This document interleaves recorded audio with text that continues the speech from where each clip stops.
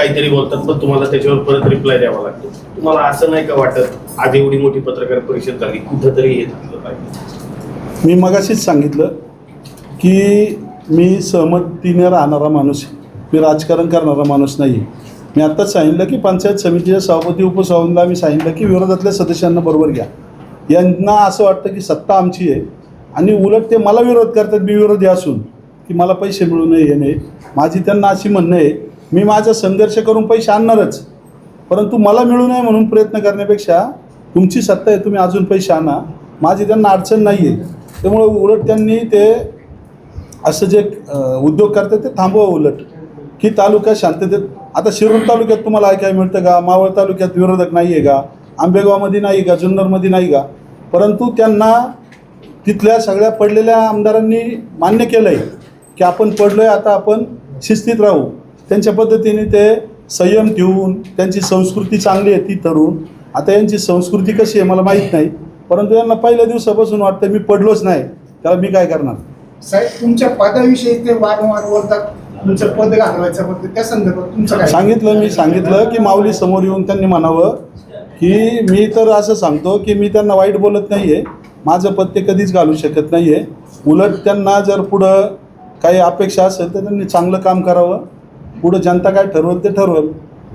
कोणता साहेब मत म्हणजे आता मतदारांची म्हणजे मतभेदांची दाटी आणि समर्थकांची कोरी पाटी या अनुषंगाने आपलं काय वाटतं? समर्थकांची कोरी पाटी म्हणजे त्यांचे जे विचार आहेत तुमच्यावरती ऑब्जेक्शन घेण्याचं तर त्या अनुषंगाने आपलं काय वाटतं? कसं आहे, नव्याचे 9 दिवस असतात, जसं काम करायला लागेल आणि लोक त्यांना फोन करतील हे का नाही झालं ते का नाही झालं, त्यावेळेस त्यांना कळेल की पद काय असतं. त्यामुळे त्यांनी त्यांचं मिळालेल्या पदातून काम करावं एवढंच यांचं या ठिकाणी. आता फक्त एकच व्हिडिओ ऐका की यांची आर्वाच्य भाषा ते मला म्हणतात की बाबाजी काळे शिव्या देतात. मी फक्त एकच म्हणलं होतो की टिंब काय मेंढी. तर सगळ्या पत्रकारांनी त्या ठिकाणी ती क्लिप एवढी फिरवली त्यांच्या स्वतःच्या फेसबुक इन्स्टा जसं काय त्यांचं म्हणजे हेच होतं अशा पद्धतीने. आता ही क्लिप पण फिरवा त्यांची, हे काय म्हणले ते ऐका.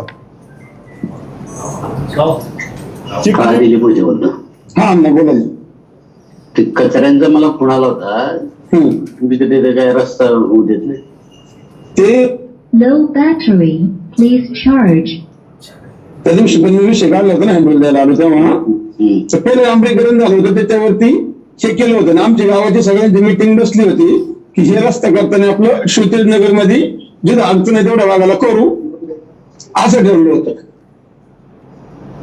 ऐक ना त्याच्यात मी दिलेले पैसे माझी काही तक्रार नाही, विषय सोडून दे. बाबाजी काय तुला पैसे दिले ना मग तू तक्रार कर. नाही बाबाजी काळायचं का मनापासून तर त्याच्याकडनं आण ना पैसे आणि तुला काय पाहिजे ते गावाचं करून घे. नाही अण्णा तसा विषय नव्हता, माझं म्हणणं तसं नव्हतं. फक्त ते एक तर आई घातली ते घातली आणि परत एवढं रुपये पैसा करता करतोय रे तू. तुला दिली कोणी ते माहित नाही अजून. मी त्या विषयावर बोललो. Low battery, please charge. त्या डोक्यावर मुतला तू. गावचा सरपंच कोट्यावधी रुपये दिले, जी काशीत काढवायची काढवली परत आणि परत शाजूपणा जावा म्हणतोय तो. तुला कोणी भेटलं नसेल इतकं वाईट आहे मी तुला अजून सांगून देतो. भागवकडनं पैसे आणि मग रुबाब करतो. तुझी बायको वाचवली याचं जाणीव तरी तू ठेवायला पाहिजे होती. आज वाटायला पाहिजे आपल्याला की आपल्या गावावर एवढे मोठे उपकार अण्णांनी केले. 13-14 कोटी रुपये दिले गावाच्या विकासात. नाही विकास तर राहिला बाजूला, त्याला घोडा लावायचंच काम तू करतोय. लई सौजन्याने मी वागलो तुझ्याशी.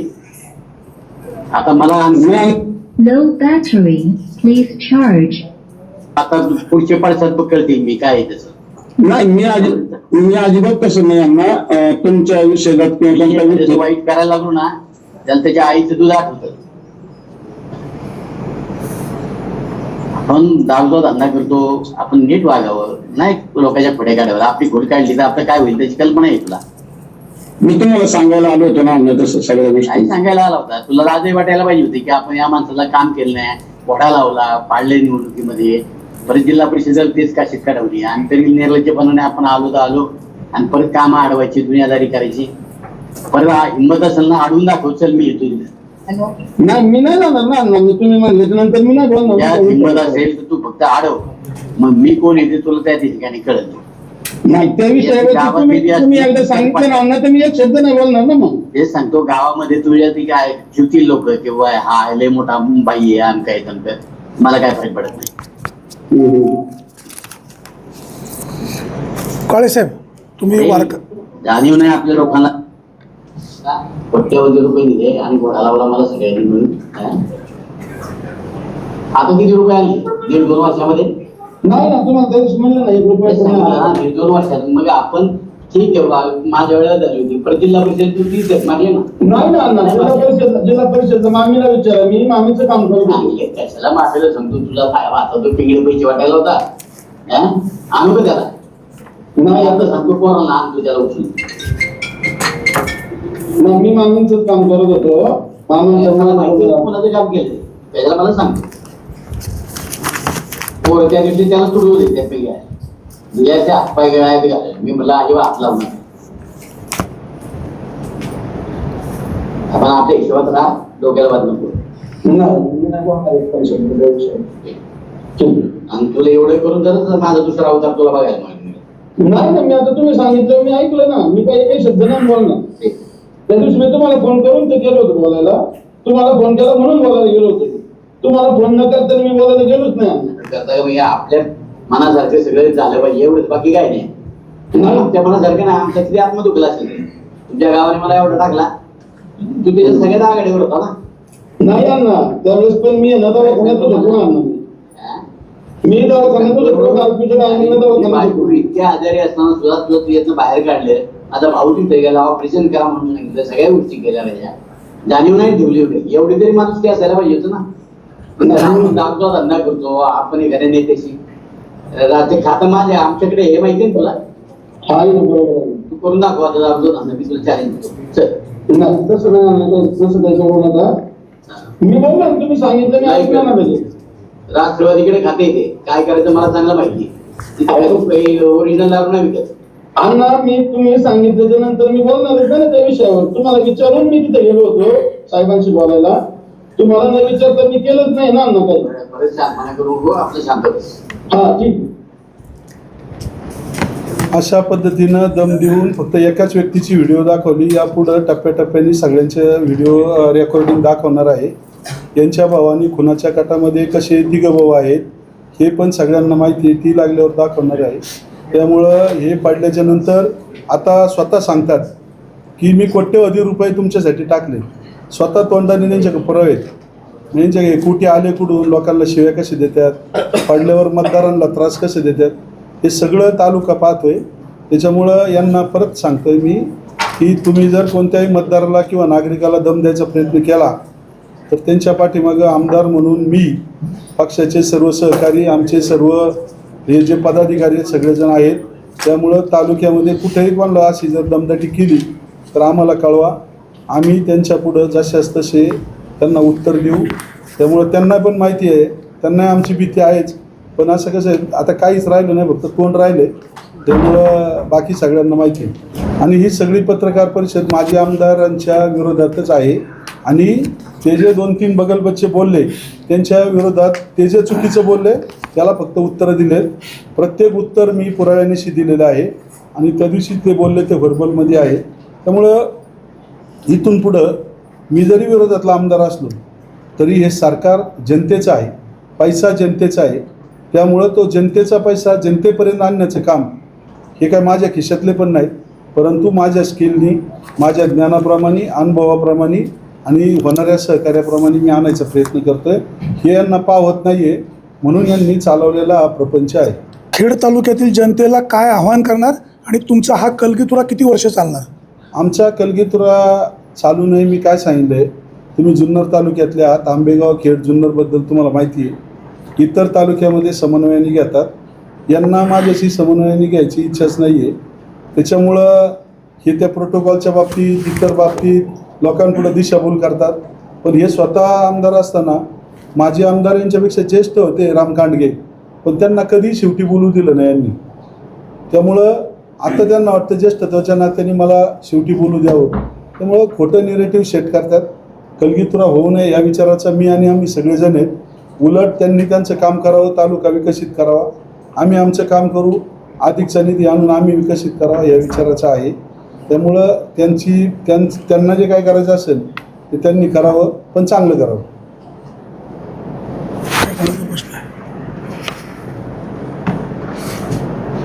भीमाशंकरचं मंदिर भाविकांसाठी खुलं कधी होईल? भीमाशंकर मंदिर, भीमाशंकरचा विषय सांगायचा राहिला. भीमाशंकर विकास आराखडा आता शिखर समितीच्या बैठकीमध्ये खेड तालुक्याला 92 कोटी रुपये मंदिर परिसरात आणि 33 कोटी रुपये इको टुरिझममध्ये मिळाले. यांना माझे आमदारला कधीच जमलं नाही भीमाशंकर विकास आराखडा नाही. आणि खेडचा जो राजगुरूंचा आराखडा केला म्हणतात, तर त्याचे निम्मे पैसे मी आमदार झाल्यावर आलेत आणि PWDचे जे आले नाहीत यांची सत्ता यांनी तिथं जाऊन आणायला पाहिजे होते, पण ते आणले नाही. परंतु मी ते इथला आराखडा पूर्ण करणार, तिथलं तर पैसे आलेत. परंतु भीमाशंकरचं मंदिर हे प्रशासकीय यंत्रणेने आता ताब्यात घेतलेलं आहे. कलेक्टर तिथलं काम पाहतात, फिरादा मॅडम त्याचं वरून राज्याकडून सगळं कंट्रोलिंग करतात. त्यांनी आता अजून 2-3 महिन्यामध्ये ते काम पूर्ण होईल आणि 80-90% पूर्ण झालं ते उघडं करण्यात येईल. तर राज्यामध्ये भोंदूगिरी खूप वाढलेली आहे. अशोक खरातांचं नाव संपूर्ण महाराष्ट्रामध्ये गाजतं आहे. तुमच्या खेड तालुक्यामध्ये असे काही प्रकार सुरू आहेत का? आणि आमदार म्हणून तुमचे प्रयत्न काय राहतील? खेड तालुक्यामध्ये क्वचित काही प्रकार ऐकतो, पण त्याची मला डिटेल माहीत नाही. क्वचित एखादा टक्का. परंतु खेड तालुका हा धार्मिकतेला मानणार आहे, वारकरी संप्रदायाचा आहे. इथं तुकाराम महाराजांचं, माऊलींचं, भीमाशंकरचं वास्तव्य आहे. त्यामुळं खेड तालुक्यातली लोक धार्मिक आहेत. त्यांचा देवावर विश्वास आहे, त्यांचा बोंधुगिरीवर विश्वास नाही आहे. त्याच्यामुळं त्यातले काही एखाद्या टक्क्यात गेले असतील तर एखाद्या वेळेस ज्यांच्या कोण गेले असतील समजून घ्या. त्यामुळं बाकी आम्ही ते काही कोणी त्याच्याशी सहमत नाही. संजय, आज आपण एक ऑडिओ काढला, माझे आमदार म्हणतात त्यांच्याकडे अनेक असे पुरावे. समजा कदाचित उद्या त्यांनी असा एखादा ऑडिओ काढला समजा, हां, तर मग हे प्रकरण कितपत पुढे जाणार? काय सांगतो ऐकून घ्या. मला 100% खात्री आहे, मी कधीच कोणाला शिवी देत नाही. मी पाठीमागं ते एक बोललो, फक्त टिंब काय मेले होते का एवढंच बोललो मी.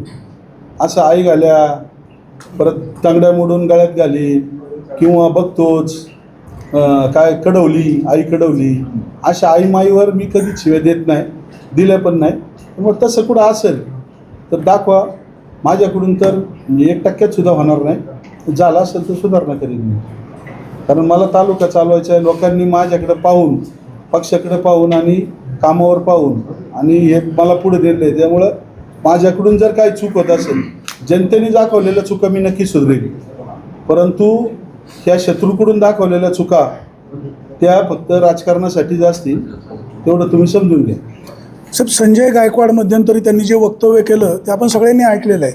आमदारकीच्या खुर्चीवर बसलेले हे लोक का बिघडतात, अर्थात तुम्ही वगळून?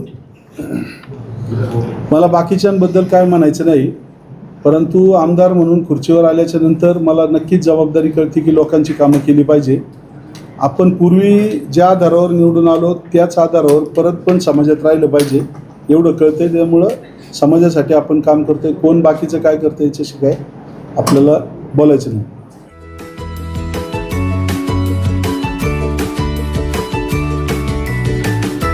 बातम्या शेतीच्या, बातम्या मातीच्या, बातम्या अन्यायाच्या, गुन्हेगारीच्या,